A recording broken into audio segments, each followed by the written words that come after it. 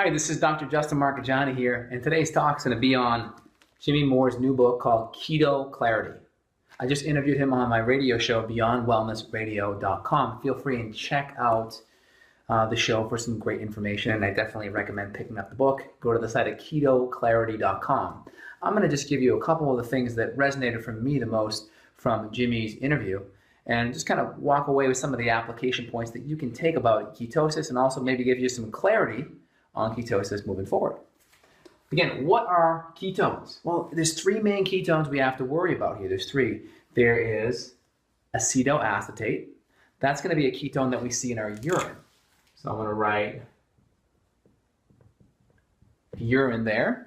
We see beta hydroxybutyrate. Think of B in beta as B for blood. That's a good reminder.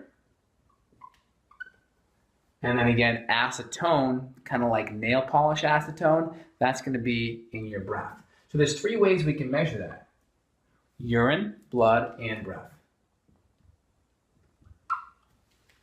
So what are ketones? These are all fatty acid byproducts from the breakdown of these fatty acids. They go into these various forms. And our body, once we get keto adapted, our body's on this constant seesaw of being a sugar burner and being a fat burner. So as we start bringing the fat back up, we can start going more into ketosis. This is where we want to be. This is ketosis. Now, there are a couple of things that will push it back down. What will push it back down is insulin. So insulin's a hormone that will drop that right back down. So we really have to make sure the carbs are low. And also, we have to make sure we're not doing too much protein. So protein can be another one.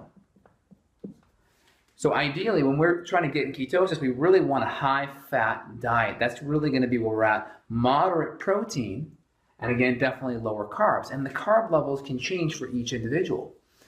People out there like Ben Greenfield that do triathlons and such and do 200 grams of carbohydrate a day and still in ketosis, or people like Jimmy Moore, maybe at 20 to 30, and he's out of ketosis.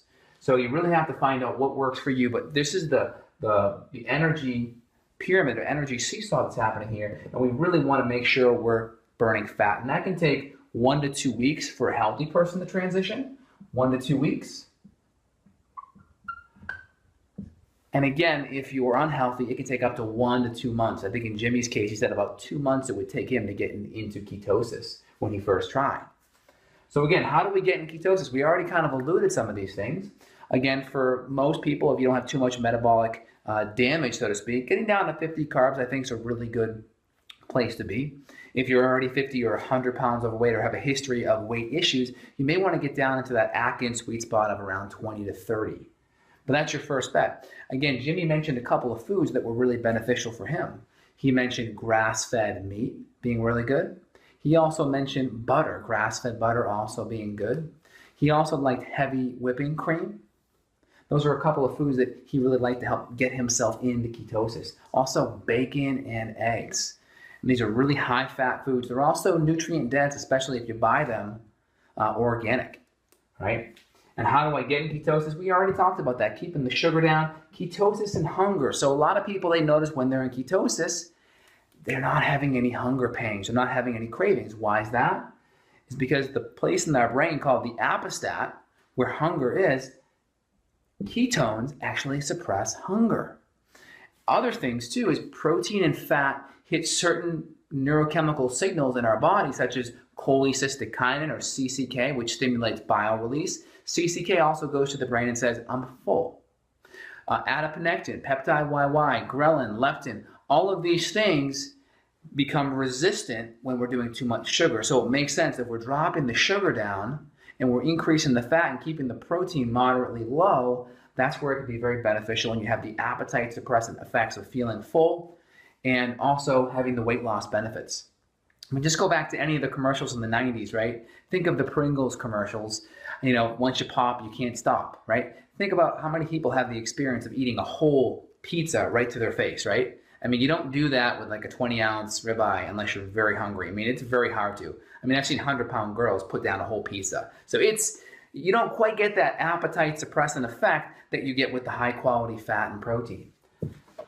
So right now, if you want to try ketosis, there's a couple of things that you can do.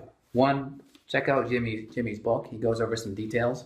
But two, try to get your body into ketosis first. You can try the keto sticks. That can be very, very helpful. Now, again, once you're in ketosis for a few weeks to a month, your body may not be spitting out ketones in the urine, right? You may not be producing much acetoacetate, and your body may actually shift and produce more beta-hydroxybutyrate. So when this is happening, you may need to use blood testing. There's a couple of blood sticks on the market. I'll put a reference below for one that Jimmy recommends in the book. And then again, acetone is kind of a new technology where they're using acetone breath monitors where you breathe into it and measure acetone. But a really good one short term is the acetoacetate for the urine, and longer term, you can use the beta-hydroxybutyrate. And I'm a big fan of a cyclical ketogenic diet where I'm in, type of ketosis, keeping my carbs around 50-ish, 50 to 70, depending on activity level, for about 2 to 3 days, and then coming out of it with a little more carbs, going up to maybe 130 carbohydrates if I do a CrossFit workout or functional movements. So again, find what works best for you. I find most people can, do a cyclical that gives you the chance to have some of the carby foods if you can handle it. Some people are metabolically damaged and they may need to be in that low carb ketosis diet all the time. So figure out what works best for you. And again, check out Jimmy's site for the Keto Clarity book info. Again, this is Dr. Justin here signing off. More videos to come very soon. Thanks.